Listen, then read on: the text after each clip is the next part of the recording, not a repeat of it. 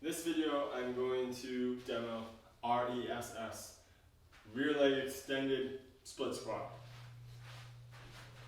So this is going to be a single leg movement. It's going to help with balance.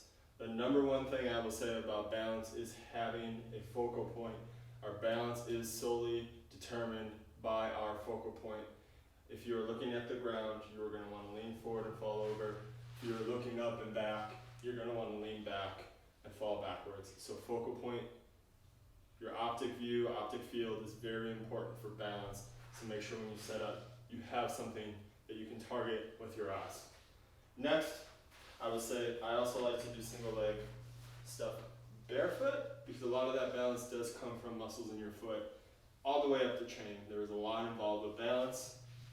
But for the height of what we're going to set our leg on, I would say something that's underneath height and something that's stable, something that's not going to tip over. It can be a stool, it can be a chair, it can be a bench, it can be blocks, it can be weights stacked up, right? And we want to set up and arrange. Woo! Look at me, not having good balance in my demo video. We have that focal point, and when we come down, that front knee can hit 90 degrees. Our spine is tall, right? And if you feel excessive stretch in this hip flexor, where it's like uncomfortable, or it's forcing you to lean forward, we're going to elevate that back foot then on something lower, thus not stretching that hip flexor as much. But if we can keep that solid form, we can stay on something that's like roughly right below knee height.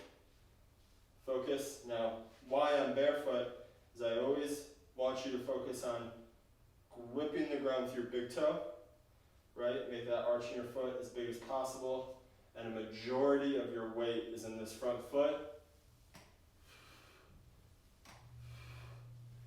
Keeping my focal point.